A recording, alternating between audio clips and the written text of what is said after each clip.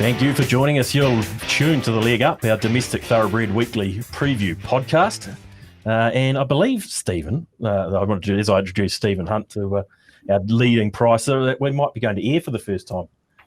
So because this is being taped, we might be hitting the trackside airwaves, as it were. I believe that's the case, Thaddeus. We've been given the green light during the week. I'll let listeners be the judge whether that's a good thing or a bad thing. But how long is this going to last? Yeah, I think it's going to be shown 3 times between Friday evening and race day on Saturday. What times? 2 o'clock shift and 2 a.m., 3 a.m. Early birds, the hours that BP's awake. Hunting overseas. Doing his study. Paul Mawadi also joining us, man barely standing. How was your weekend, mate? Back a winner? No. But saw some very, very good horse flesh out. The Kelso team in Levante. Yeah, one word. Levante. Levant. It's getting to close to a bit of a Renault scenario for me. Adidas, yeah. Yeah, okay. Exactly. Levante. Pops will know. What does Big Ken say? Afternoon, Pops. What is it? Levante? Levant? Well, we've been going with Levante since the outset. And every time I've spoken to Ken, it's been Levante. So that's easy. Yeah, do we just run with that? I mean, look, I'm happy to go the other way, but that's what we've done for 5 or 6 starts so far. So let's stick with Ken. He'd know Levante wasn't bad, was it, BP? Oh, gee, you don't see that too often, do you? I mean, look, it's hard not to get carried away with what we saw on the weekend with how that horse won, because you're not supposed to do that over 1,100 metres and also break the clock. It was exceptional. It was a win by a horse that could be our absolute elite in the next couple of seasons, and she's on her path to a Group 1 race. And wow, the world is her oyster with how she won that race. Favourite, Steve, for the railway now. Yeah, $3 fave, Levante. Hosts that race, exactly. the county's They haven't mucked about the boys, have they? Well, we offered 16s when markets first got produced, $12 on race day last Saturday, and then on the back of that performance, which was just breathtaking. Yeah, it was massive, wasn't it? And look, visually outstanding, but again, figures match what we saw on the eye around Levante, and be hard to press to say that anything could turn the tables. Maybe Summer Passage gave the dragon to Levante, maybe with slightly different runs. There's a chance for Summer Passage to turn the tables at Ellerslie. I mean, draws are going to play a pivotal role. I'm sure Levante Connections will be hoping it draws away from barrier 1 or 2 at Ellerslie on the 1st of January. But we talk about these horses, the pin-up horses, and she's now fits into that profile. We saw it 12 months ago with the likes of Catalyst. Melody Bell's been that pin-up horse for, a couple of seasons now, where we're going to get people to the races just to see her perform on the 1st of January. Yeah, absolutely. There might be an extra 2,000 or 3,000 that get to the track just to see her race, and she's definitely fitting that profile in terms of a pin-up horse. So, look, I thought the track played outstandingly last Saturday at Pukekohe. Yeah, true, good point. There was no areas where it was advantageous. They were winning from multiple lanes, and horses that were winning on speed and off speed were down to tempo related. So I thought the track played really, really well. Thumbs up to the club. Good point. When no news is good news on those tracks, isn't it? Because I hadn't even thought about it, but now you say it. It was very fair. Yeah, it was. And counties can sometimes play leader bias when it's on a genuine good 3, even though it's one of the longest straights in the country, where you've got that tight turn coming into the home straight. But no, I thought the track played outstandingly well, and it gave all horses their chance. Damn that horse twinkling. More man really standing. Damn it. What county's cup winner? Not happy? I can't catch it. I've had to give up. I can't catch it. It's got me. You probably I'm on the wrong side of it. You probably wanted to declare that you were getting off. That would have tempted you in, surely. That would have helped a lot of punters. No, it was a good one, Pops, wasn't it, twinkling? We know when his mind's on the job, he can certainly go and do that, can't he? That's right, and he was on the job again with Opie Boston aboard. So incredibly hard horse to catch after running poorly the week before. But he now goes back to back in the Counties Cup, and now really sets himself up for the summer. Top race day though. Look, it was a really good day. I think there's a number of races there you can break down that you can use over the next 4 to 6 weeks. Yeah, what about a maiden of the week from you? Well, we've got you there. You've usually Okay, got one. yeah. Well, let's go to the Wednesday twilight meeting at Te Rapa. Now, there was a race there, which was, I thought, a very good 3-year-old maiden, and that is Whimsical's maiden. I thought the way she won that race, now she did have an inside gate and she went forward. Screaming Eagles come over from an outside gate and sat outside, and they've run 1-2. Screaming Eagle's a pretty handy horse. I think he's a runner that will run into very good 3-year-old races this season, considering what he's done so far in the Colin Meads El Roca race and then the Hawke's Bay Guineas.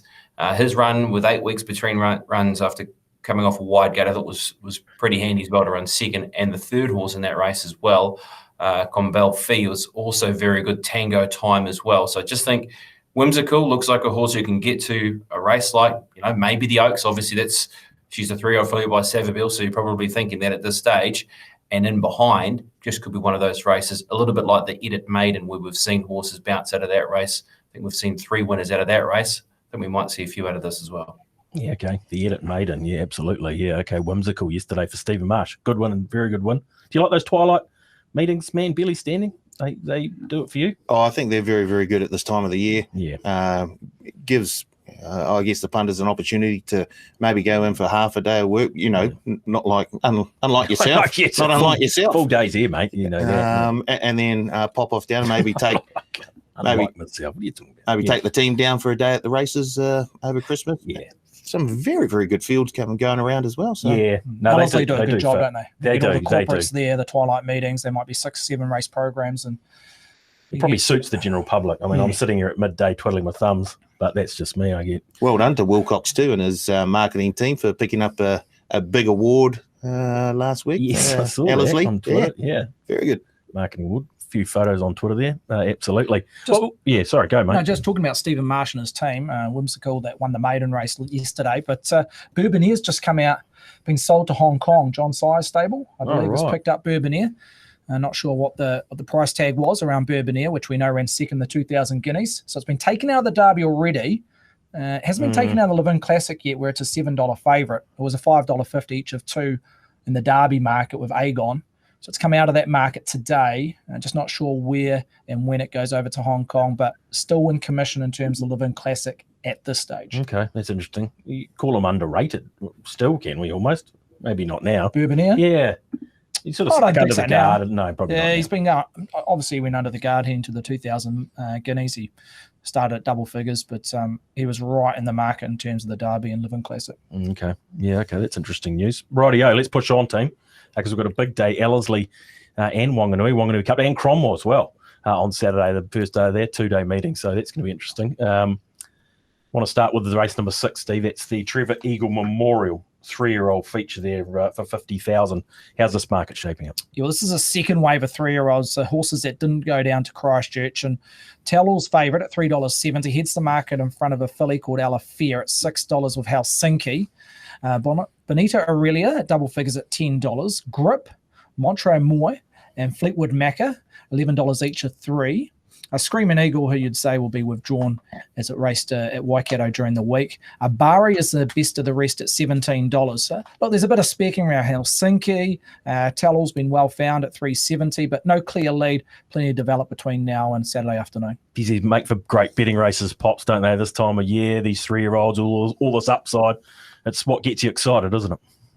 Yeah, and this was the race that really, I think, set up our 3-year-old season as well for those that were looking towards the Derby, because it was the clash between Two Illicit and Dragon Leap. And of course, the race that Dragon Leap did throw away. But then we saw those 2 horses going toe-to-toe in the Vodafone New Zealand Derby. So this is really that next wave of horses that we see for the 3-year-olds. We see those early 3-year-olds that have their eyes on heading towards Riccarton for the 1,000 or 2,000 guineas. This is that summer wave of 3-year-old horses that we're likely to see through the Christmas carnival and also trying to get themselves to Ellerslie towards the Vodafone Derby if that's the way they're inclined. So very good field and a chance to get a line on just where some of these horses are at, because they come through from a number of different form references, midweek maidens to strong sort of premier maidens. I think it's a race where it is a hard one to break down. I do like the one horse, though, in Tell All. I really love how he won last time to the race. He's done some work in the race, and even with how he won first up at Harwood, I think there's a lot to take from how he's won his 2 races so far this preparation for Tony Pike and Michael McNabb. He's got himself a good barrier draw, so he can set up on tempo as well. I think he's a right royal chance. Just another thing as well to probably talk about the day is the track conditions. We don't live in Auckland, but live in Hamilton, which is close enough. We've had some rain here. We had a lot of rain in the Tron, but there's been rain in Auckland as well. That track condition sits at a dead 5 at the moment as we do this podcast on Thursday afternoon. So maybe just a bit of a watch on what happens over the next 24, 48 hours with some grey clouds about and if there's any more rain around. So, Tell All is certainly my early selection in the race, Stephen, and probably a horse I would be looking towards that Derby market as well that you spoke about. He sits at $26. I'm certainly keen to spec him in that sort of bracket. I'm looking for horses in that $20 to $30 zone. He's one of them that comes up on my radar.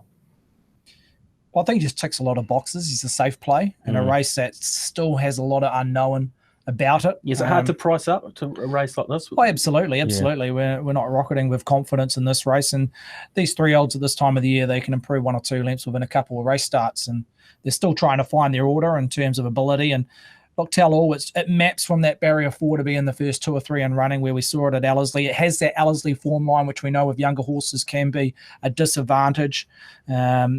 And it's 2 from 2 this preparation, so it's hard to knock the horse overall, and it deserves its place as starting favourite. It's just what price you want to take against a lot of unknowns. So at $370, I'm sure it'll be fairly popular as we've seen the first 24 hours of trading. It looks a slight lead towards that particular runner, which we know the stable can be a punting stable at the best of times. So look, he just almost picks himself here through default, and just in terms of the map. Ella Fair's a real intriguing runner. I think she's got Oaks written all over her. She's out of Pinacchio, which was a high-class galloper. I think Andrew Scott and Lante Sullivan might have trained as galloper. I think it had maybe 8 or 9 wins to its name and was competitive over 1,600 metres. And being by done deal, I think this horse will be working back from an Oaks in March. So whatever it does between now and then is a bonus, Ella Fair. But again, that horse maps to be back in the last third of the field. And you've got Helsinki, even though it's a maiden, again, it maps fairly well in the race. So intriguing race, but Tell All, there is a slight lead around the favourite. Yeah, okay. Man barely standing. There's a bit of meat in the middle of this market here for you. Yeah, but it's all the juice at the top that you really want to have a look at, isn't it? Tell All, I agree with BP. Yep. It was a very good win over 1,300 at Howrah first up, and then the win at Ellerslie was even more impressive. Yep. Don't miss out on the Derby futures at $26. If Tell All comes out and runs away with this, I know we won't see as sharp not a Levante move. Not as sharp as that, but you won't be getting 26s, I'd say, if Tell All comes out and wins like he should on Saturday. So if you do like him in the derbies, and it sounds like BP does, I dare say BP's already had a little piece of... Sounds like it, doesn't it? I will say had every ability to kick off the speed last start. There was 4 1,400-metre races on that day at Ellerslie, and they went out in this particular race the slowest in the first 400 metres. So it did suit for horses that were on speed that day, but again, it did the job, and it's going to be in a similar prominent position. Yeah, okay. Well, what about down the page, Pops? We're seeing a bit of money for Fleetwood Macca here, the 12th, the Moroni Gerard team. Grip won its maiden last start well. We're seeing a bit of money there. Even Montre Moi, number 4 in the book there, all at $11. Bit of money. Anything else to sort of back up Tell All? I quite like Benita Aurelia, actually, but just with, again, with where she is drawn, I'd like to see her try and use that barrier draw of 2 if she can. She is a filly that showed her best form last time to the races when finishing into 2nd spot. Now, she's tackled, obviously, Town Hall Company this preparation already when she's been beaten behind Miss Aotearoa and De La Tier in 2 stakes races, the Gold Trail and also the Soliloquy Stakes. Now, she's a horse that has been good enough to win at stakes level as a 2-year-old in the Woburn Classic at New Plymouth, and she has been placed in the Mudda Breeders. So just finding that best form again from her last start just suggested to me that maybe she's worth an include into the multiples and where she sits at $10, because we are talking about a lot of horses, as we said, that aren't quite proven at a good level. Very likely that these horses are going to be in these type of races for the next few weeks, but we just don't know where their ceiling is at the moment. At least we've got some sort of guide with her with how good she was as a 2-year-old. So I'm happy to happy to have her as my second pick. In fact, Benita Aurelia at number 10. I think Helsinki, I think you've still got to have her in the mix, despite her being a maiden, and she has been a bit of a money muncher her last couple of starts. I still think she's more than good enough to be highly competitive in the race with her barrier draw. I think it brings her right into the race, Helsinki. So I've got her as my third pick. And then I was bouncing between a number of those horses you mentioned, Thad. Like, I think Grip was very good with how the horse won last time to the races. Illafia has to be in amongst the mix. Edge of Wonder, he got a win last time to the races. He worked pretty hard for it. Then he also gave a good job of trying to throw it away on the line as well. But he's got himself in the winner's circle, which I think is what he's needed as well. He's more than capable of being an upset for the third and fourth. Fleetwood Mac is out of Machiavelli Miss, for instance, a Group 1 Thorndon mare. So there's a bit in behind to work out, but I'm happy to go with 3, 10, 15, and 7 as my overall 4 numbers in the race. Yeah, okay, interesting bit of value there, Benita. Machiavelli Miss. You'd remember Machiavelli Miss. 101, I think it paid, wouldn't you? Yes, and when it won the Thorndon. Yeah, second was Oborio. That's right. Oh, third was? I have no idea, but I'll tell you what, the punters absolutely came for Oborio that day. They did, Alan Sharrock's stable, yeah, my word. Yeah. I would have been on penitentiary 100th time. Ran third. Onto a tarpy. Yeah. Go the Ottos. Mark Hill's up the inside. Mark Hill saved our bacon, didn't he, that day? Boy, did he ever. Yeah, okay. Machiavelli Miss. Good stuff. Okay, so Pops would tell all ahead of Benita Aurelia. Man barely standing. Any last words? Just tell all. Oh, I think Tell All. I was trying to find a case for someone down the page, but I just think Tell All will I'll be off and gone by the time I get round the turn. Yeah, okay. Tell them all. Steve, any of these maidens rate, as far as you were concerned, the Grips, the Fleetwood Maccas, these ones, even the Baris? I mean, where were those sort of maiden ones sitting for you? I think the Grip looks a real progressive star over 1.25 miles and beyond. Just slightly back in trip, which is a query, 16 back to 15. But you can link a little bit of form around Grip and Alafia, who come out of that Rocket Spade race at Matamata a month or so ago. Alafia ran 4th in that race and Grip was 5th. So there wasn't too much between them on that day. So if you're looking at them purely on a price discrepancy, there might be a bit of value around Grip. Monterey Moy, we know the stable has a very good strike rate when they bring horses up to Ellerslie. So we're very much watching that horse in terms of a marketplace. But yeah, there's a few unknowns around some impressive maiden winners last start. Yeah, okay. That's going to be an intriguing betting race for the boys. Settling on the favourite here and think the 370 is not a bad little go. Tell All in the Trevor Eagle Memorial 3-year-old. Race number 7, gentlemen, is the Eagle Technology Stakes Group 3. And a pretty even betting race, Steve. Yeah, just bring up the market here. Look, it's a race that punters believe it's a race in 2. They're really looking at the pointy end of the market, one of them being number 7, GINO Severini, who hits the market at $4.20. And then in front of the mitigator, $5.50 into $4.80, but both of them account for roughly 80% of total turnover in the first 24 hours of trading. Demonetization, that third line at 6. Tiptronic 6 out to $6.50. Shares that price with VADAVAR at 6.5. Bowden double figures, $9.50 out to 10 with Charles Road. Sultan of Swing aligns with me, 17 each of 2. Red Cayenne at $51. And Cherry Lane has just come out, will take its place in the Wanganui Cup on the same day. Mitigators always, you've always had a soft spot for the Mitigator BP. Are you with them, or have you found something else in the Group 3 feature? Yeah, like he always gets me the Mitigator, and it was good to see him back in form as well last time. That was so important to see him put that form together, because he has been off his game. Look, there's no doubting that with how he's been beaten by big margins at his last couple of starts at Hawke's Bay prior to that. So nothing like a good kill to get his confidence back up and running. And of course, he won this race last year, did the Mitigator. Look, it was a race that was very much dominated by him and Bowden. They were outside leader last year, and it was very much turned into a sprint home, and he was faster than Bowden in last year's edition of the race in the Eagle Technology Stakes. This could be a race that could develop very similar with him jumping to the front and maybe GINO Severini getting that right run in behind, and it's going to be down to which horse is going to be able to sprint best. That's how it looks at this stage, and then whoever idles alongside of it is a Bowden who goes forward and sits outside leader, or a Tiptronic if that possibly could be going forward as well. But gee, I don't know about you, Stephen, but it just looks like a race that the Mitigator and GINO Severini are going to be in the prime spots to be winning this race. Absolutely, BP. That's how I mapped it. 1 and 2, the mitigator, and GINO Severini. What order? I'm not 100% sure. Probably the mitigator continues to go forward, drawn the outside, and GINO will just take a spot in behind, or they can go and veer to the outside of the mitigator and running. But I did my dough on GINO last time. Dawn Patrol got over the top. Yeah, a lot of punters did. It had a short SP, $2.40 leading into that race. And look, I think I might have texted BP post this race when GINO got beaten as a short price favourite. And on the eye, I was disappointed with the run. I thought disparaging comments. Is that what you're saying? Yeah, absolutely. Yeah, I thought it was. I thought it had every chance. It loomed up at about the 300 and kicked clear and didn't show too much in the last furlong. I wasn't overly happy, but I did break down the sectionals.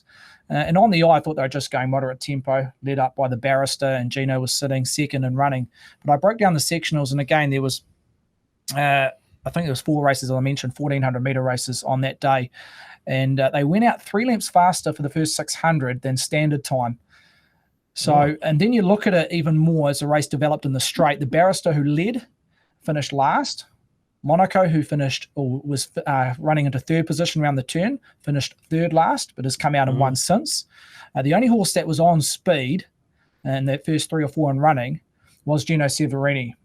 So I thought it was a very gallant run, even though you might have been burnt in the pocket and you asked to state a shorter price here. Well, not a shorter price, but again, a favourite price tag. So no, I thought I might have just went a little bit early in terms of dissing the horse. Yeah. But again, when you analyse the times and whatnot, it was a very courageous run, even though it got beaten as a short favourite. So they're willing to go, and I don't think there's going to be that much pressure. Yeah, as Pops was sort of saying. 800 metres. Yeah, okay. What are you going to be telling me, man, Billy Standing? You're throwing the map out the window or something stupid? Well, yeah, not for the first time. Look, if the BP and Steve are correct, and GINO Severini and Mitigator go up to the front, control the race, dawdle along, turn around the corner, off and gone. Does it sound like an excuse? It's an America's Cup match race. There we go, and they're hoping that they've backed the right one. And if that doesn't happen, well, I think is this where we're going? Well, I'm hoping there's going to be a wee bit more speed in the race, and they don't get it all their own way. And if that is the case, then I think someone like VADAVAR, who had a big run in the Jardin Mile and was 3rd behind the Tiaco duo in the Livermore. I know, dropping back to a mile, but did win over a mile at Tarapa, beating the likes of Big Mike, Crafty Jess, and LB's Keys. So Big Mike went on and won a race over, and I can't remember, Moe Cup or Moe Cup. I think you're right. Look, if there is a wee bit more speed on in the race up front, then these two boys believe there will be, and I think VADAVAR has a big chance of coming in over the top of them. So I think one negative was Cherry Lane being withdrawn from this race. That was one horse that might have put a little bit of pressure in the race. Demonetisation, I think the Leith will be happy just to come across and sit in behind the first 2 in running. And Charles Road? Not over the 1,600 metres. Don't think so? No, I don't think so. I don't know if he has the gate speed. Look, he hasn't won over a mile. He's weighted, right, hasn't he? 55. Set weights and penalties, yeah, absolutely. 55. I think it's because he hasn't won for so long. You get these set weights and penalties. All the focus and the weights are based around the last 18 months of racing. And he hasn't won I think over 1,600 metres since 2017. Like I concede he doesn't have too many runs at the mile. Normally he presents over 2,000 metres and beyond throughout his preparation. But you're looking at a lot of these Bowdens, Charles Road, Tiptronic, blinkers off. I think they'll add the blinkers on. Next start, they're all dropping back in trip, starting again, semi-final to get back to 2,000 metres come the Zabeel Classic over Christmas, New Year period. Is that what you're thinking, BP, around a lot of these horses that are in the mix but are dropping back in trip? Yeah, definitely. Look, we got 2 Group 1 winners at the top of the book, the Tiptronic and Mitigator. That's why they're at the 58 kilograms. I just feel as though there's going to be some bigger missions in mind for some of these horses, like Bowden, Charles Road, and VADAVAR. And obviously, they're going to be at staying distance as well for those horses. I did like what I saw from Charles Road. I think it is a bit of an indicator with where he might be for the rest of the season, because I think it's quite easy to forget what he's actually done. Like he is a very good horse. I mean, you look at his form, and there are those donuts again next to his name. But he's a horse that's competed at such a good level for a good couple of seasons. That win that you mentioned was 2018 at Hawke's Bay, when he was able to beat Big Mike and chase him down over 1,600 metres. And then, of course, he's gone backwards and forwards to Australia. He's competed in the Melbourne Cup. He ran 7th in the Melbourne Cup. He's been in a Sydney Cup. He's been in the Metropolitan. He's been in all those big staying races. So when he gets to some of our better either weight for age races, you'd imagine a race like the Zabel Classic would be a perfect goal for him with how he ran last time to the races. So I'm very wary of both Charles Road and VADAVAR for that reason. They'll be just looking to have a good outing and be working home. I think they can be in the numbers, but I've really got this down to 2 horses that we mentioned, and that being GINO Severini. He drops 2.5 kilos on his run last time to the races. He'll sit on speed. You could back both. You could actually back GINO Severini and the Mitigator and still make money if you were that keen on both of them with where they sit in the market. But I'm going to go with GINO. I've marked him as my best bet today, and I think he's a horse that's ready to strike 4th up and up to 1,600 metres. Okay, 2,772 for Pop. Where do you place Bowden, BP? Where do you place? Because he went out at $5, I think, close to favour in this race 12 months ago. Just not in the same form though as Bowden. I mean, what will help Bowden is that where it sits in the weights. Look, it does get some weight relief on what he has been competing in of late. You know, he's been carrying, what's he been carrying? 62 kilos. 62, and obviously at weight for age, beating him behind Melody Bell. So, look, he sits in a better place on the weekend. He was second in this race last year. It was a positive ride last year because he sat outside leader. Is that how they look to ride him, to be able to get him back into form? Because if he does do something like that, we know how devastating he is. He's been very good in his past form. Just haven't quite seen that form this preparation, but there could be reasons for it with him having to carry the grandstand. So maybe we could see the better side of him on the weekend. You'd love to see Bowden charge forward, then man barely standing. I'd love to see Bowden charge forward on Saturday night. I'll give you the tip. Oh, righty. Save the rugby chat. Oh, yeah. You've done your rugby podcast. You'll be able to go. Let it go. You'll be able to run through the specials for Pops a bit later. Oh, yeah, I'm sure he's already dug into them. Is it the reflection or effect of the hard prep the horse had this time last year? From the back end of September right up to the end of January, it had 9 or 10 runs. It went from 82 level to contesting in Group 1s for the last half of its prep. Is that coming back to affect this horse's preparation, or are we just should we just knock it that it's been carrying top weight? I mean, well, I guess tell us a few questions. We'll see on Saturday. Yeah, absolutely. Okay, interesting questions here. Pops speed bet. This is with GINO Severini ahead of the Mitigator. Man barely standing. VADAVAR. That's your final word, VADAVAR, Paul. No, you'll be hearing more about VADAVAR later on. But not his final word. Okay. No. Okay. Let's dip down to Wanganui, gents. Race number 5 on the card we want to have a look at, and that is the Wanganui Motors and the Dyke Family 1340. Steve, the open sprint. They're pretty keen on the Chosen Peak here, or Chosen Peak, for Kevin Myers. Open at $4.50. Gone in a turn to $4.40. There's the clear lead in front of Tabby Court at $4.40. So they both share the top line. But at this stage right now, Chosen Peak holds 5 times more money than Tabby Court.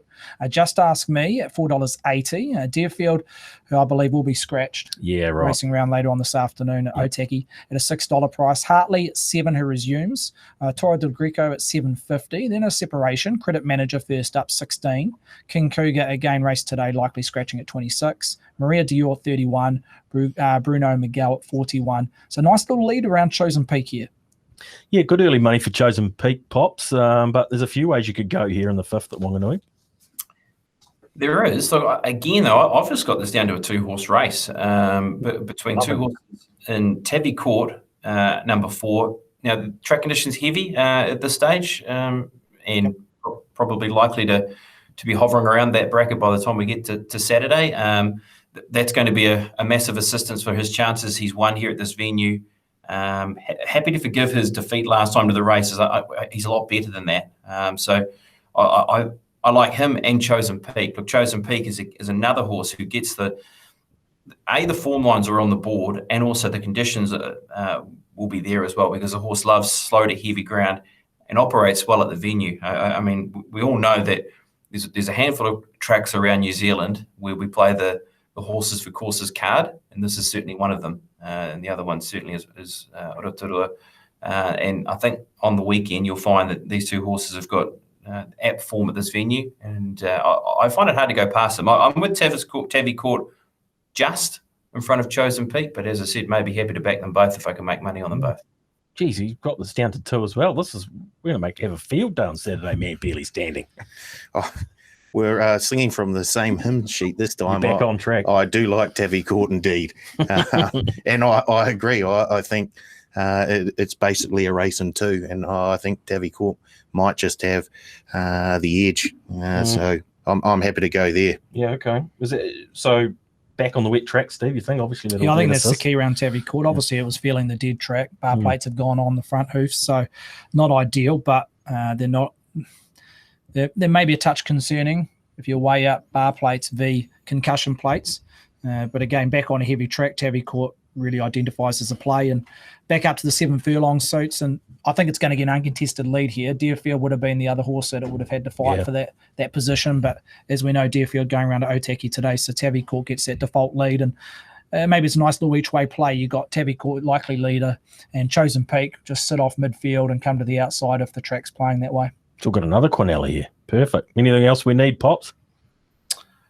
Maybe the Sherrick horse and Just Ask Me is the horse who looks the improver and the one that's coming through the grades. Has won through from 6 and did the job last time to the races. There's going to be a claim for this horse. So, look, maybe where does that horse sit in the market, Stephen? I think it's around about 480. So just in that third line at the moment. Again, you're backing on potential. And this horse going through the ratings and through the grades, mathematically it's against him in terms of weights and measures. But again, Alan Sharrock, he's quite well placing his horses. He knows what ammo he's got in terms of a horse that might be stepping up in grade and looks out of it in terms of the handicap. But you got to respect him. He's a very good placement of horses. So, look, I think it will take a lot of money. Just Ask Me. It's been a horse that's been well backed in a light career thus far. Okay, the boys are in agreement here. Tavi Court, the way to go.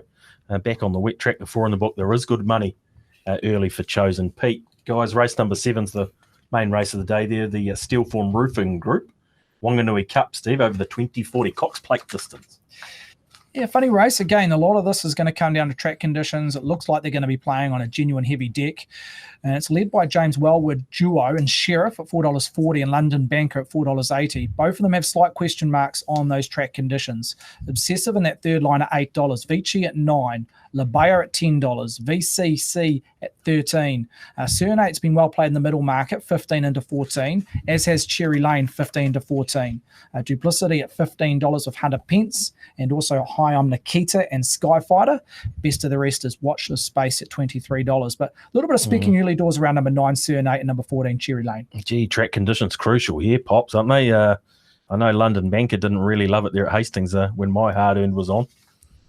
Yeah, look, is there a chance here that you could actually start working through this field and trying to pick off the horses that don't like the heavy tracks? Because there is a few of them here. And then start working out what's left. Because Sheriff is a horse.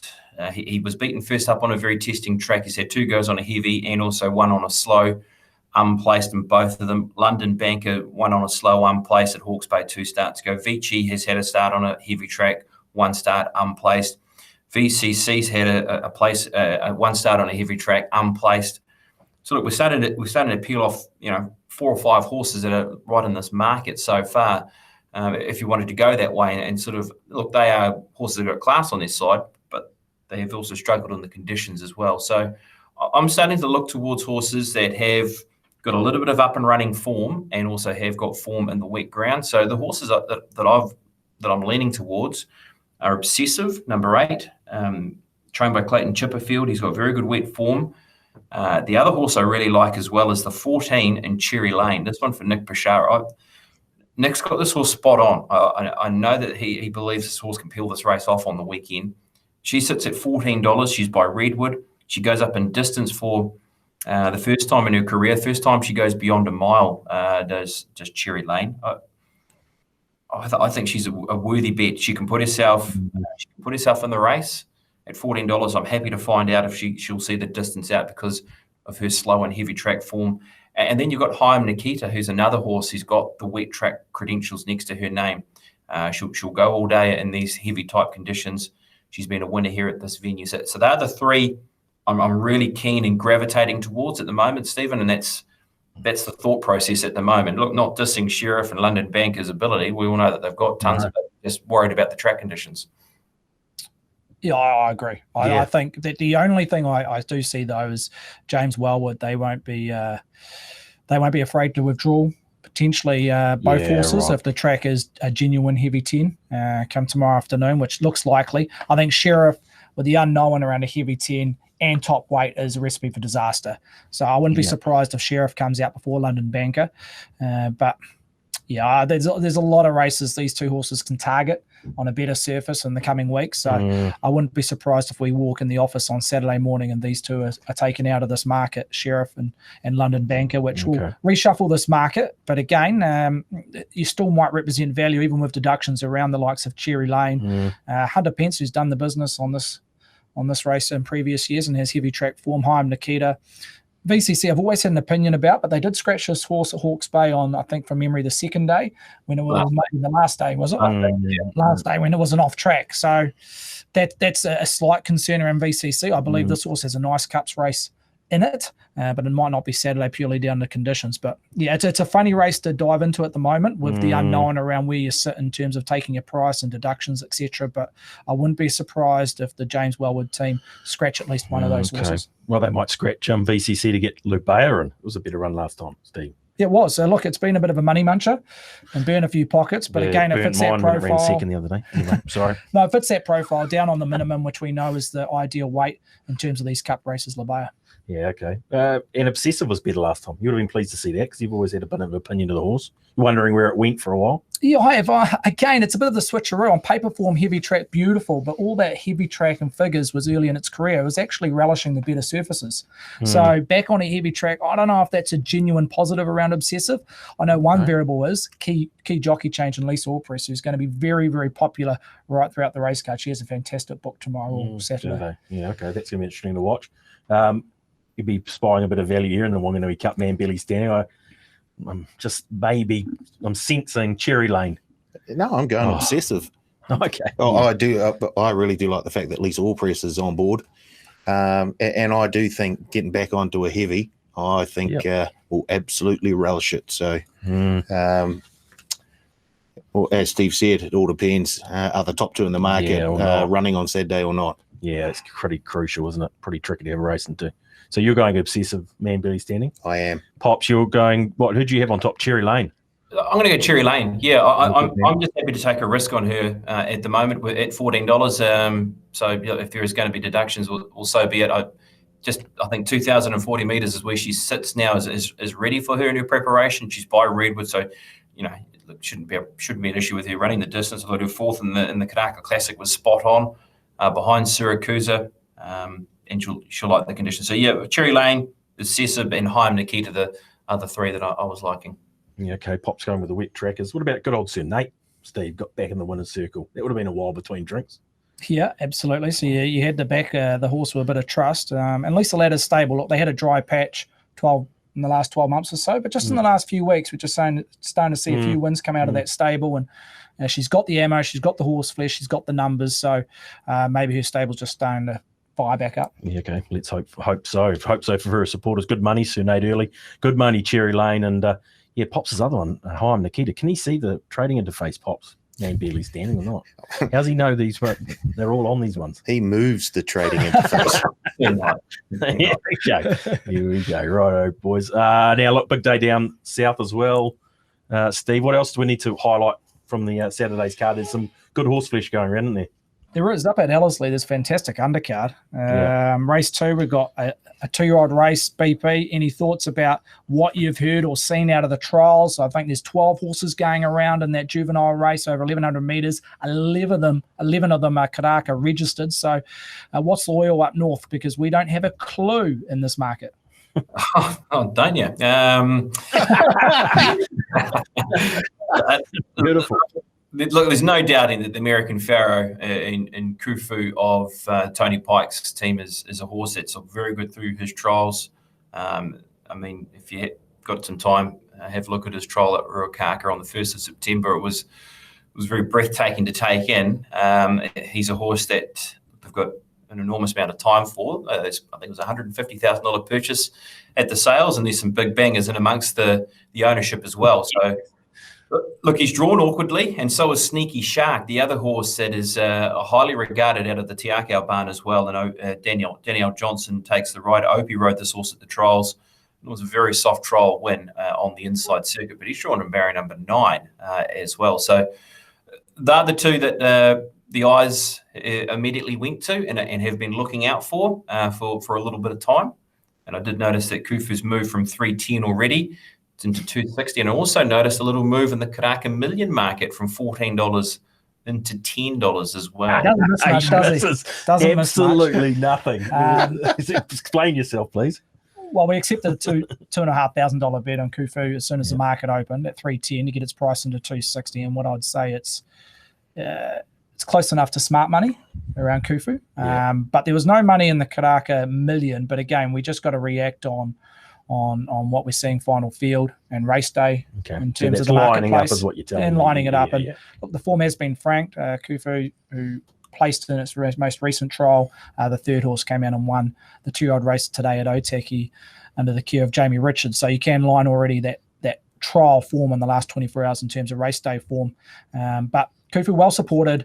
Sneaky Shark, though, not friendless either in that second line. Yeah, it's going to be interesting. What else on the card have we got? I saw one nominated for the Thornton Mile down late in the program, Stephen. In the very last race. Interesting race, interesting horse. Elephant number 2.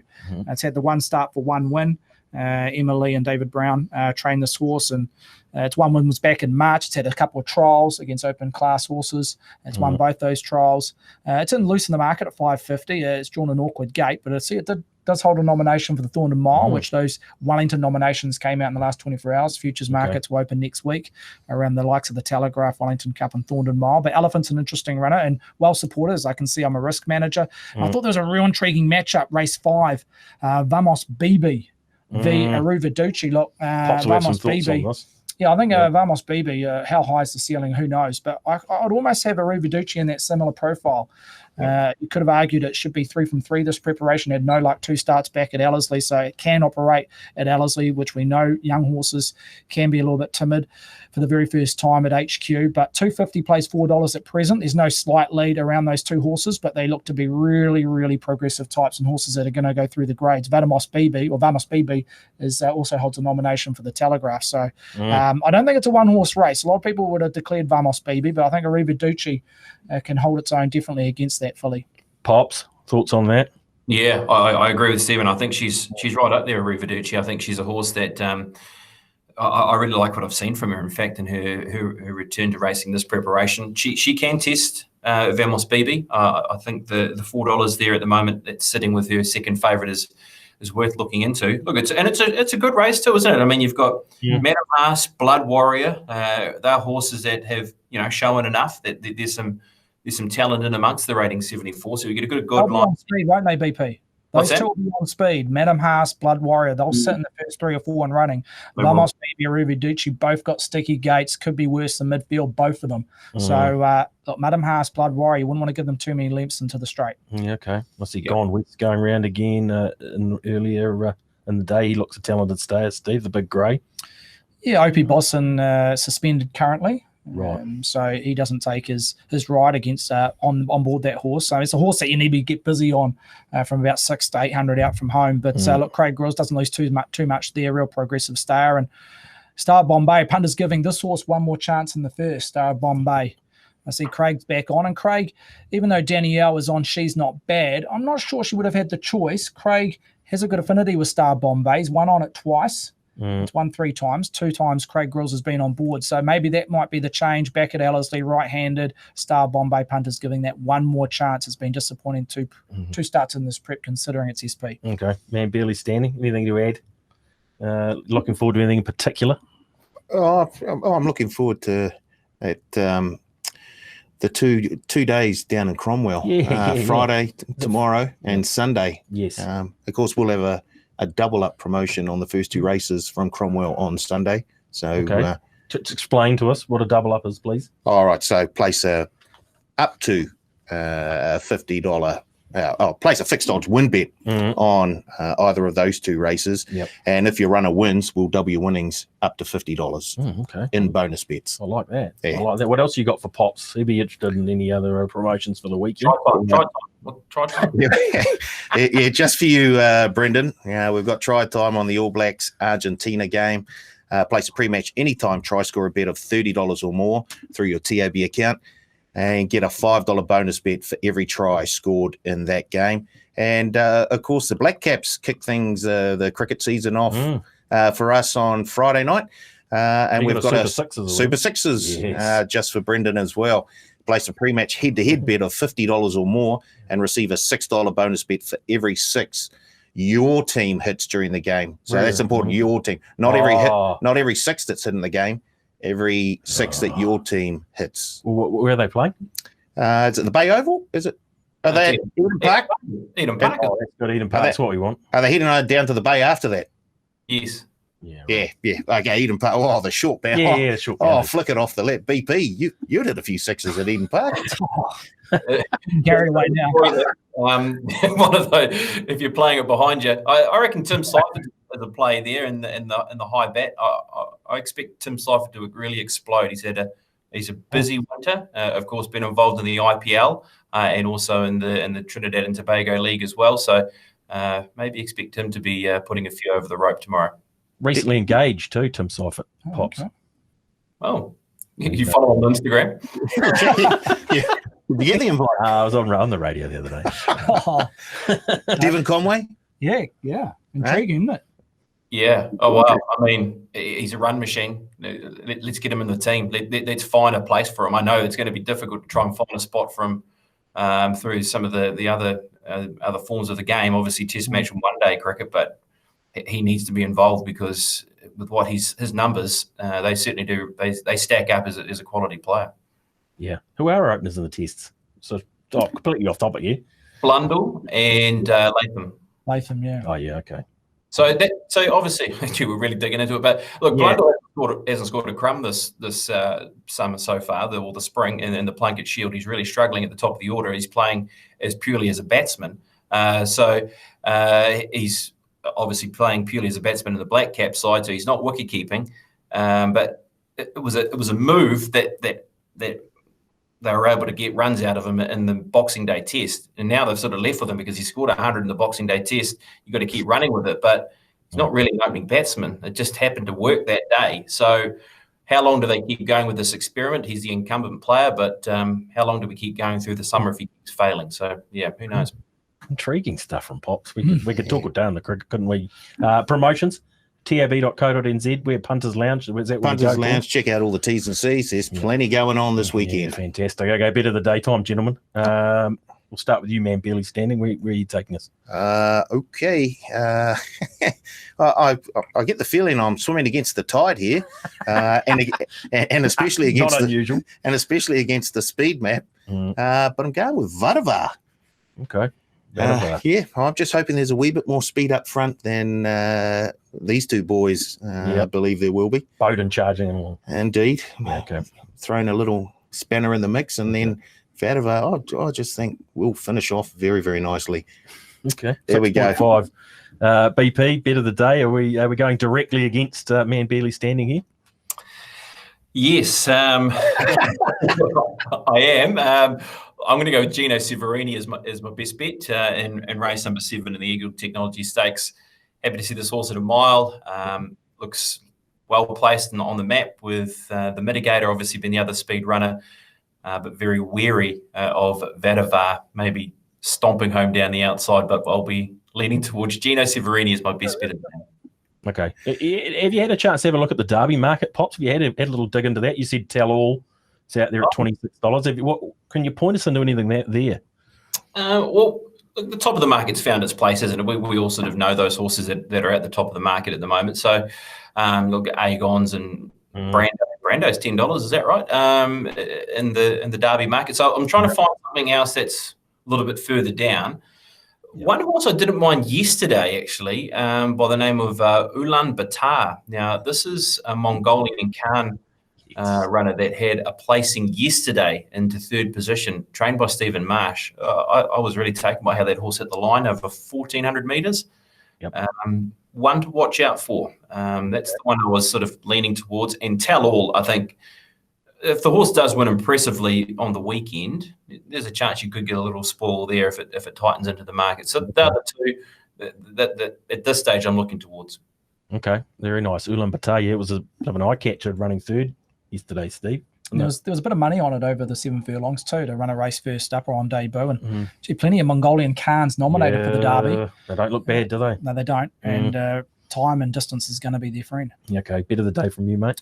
I'll go to race 2 at Wanganui. I wanted to go to Ellerslie on the safer terms of track conditions, but heavy 10 at Wanganui. It's a little bit of a gamble around this horse. MAROTIRI Belle in race 2. It was first up at Waverley 2 weeks ago and did the job. The money was on, and I'm just going to trust the eye. It didn't run time on that day, and it was hard to compare being the only 1,200 metre race on that particular meeting. But look, a lot of people are negative around horses going from maiden to 65. I think it's a space that you can find value and looking for those horses that can go through the grades and have a little bit of upside. And it's up against horses that have had many starts. They're well exposed and they've found their level in terms of a 65 horse. Like She's a Lady, First Rock, who will be in betting commission. They'll be in 2 and 3 in betting. I just want to take a horse that's on the upside. I'm going to take a gamble on pedigree that it can handle the heavy 10 track conditions. It'll be earlier in the day, so the track won't be bottomless. I think this horse has plenty of upside. It's around about $4.50 from memory. Yeah, 4.5 and a nibble for it too. Yeah, a little bit of a nibble. I think that's people reinvesting on the back of getting a bit of a collect first up. So it's got a bit of upside. It will be on speed where the other horses in betting commission will be presented. So I think it's a horse that will go through the grades this campaign. Okay. That's MAROTIRI Belle race 2, or MAROTIRI Belle race 2 Wanganui for Steve, 4.5. We better wind it up. Pops has got to go on TV. You got to shift on tracks, don't you, BP? Yeah, in about 20 minutes or so. So no dramas. It's happy to stepping up from maiden class up to group class. Yeah. Just a nice little pipe opener, you could say, before the box. But happy to help out and get it in there before we jump on the screen. Yeah, good man. Thanks for your help. As always, thank you, boys. Thanks, Stephen. Just about to watch Tavi Mack explode here. Oh, just don't. Prize favourite. Okay. Look away now. Thanks, man, Billy Standing. Yep, very good. Your efforts is always appreciated. You're like the podcast king, aren't you, of Trackside? Was there a podcast you're not on? Yeah, there's lots. Go Tavi. Tavi Mack's going to win. Oh, that's enough. He's a great horse. He's a great horse. And carry weight. Yeah, doesn't mind Punter's carrying pal. weight. Yeah, Alan Sherrick said he was flying. Julie obliges $1.80. Thanks for coming. And thank you for coming, and thank you for joining us on the leg up. We'll see you in 7 days' time.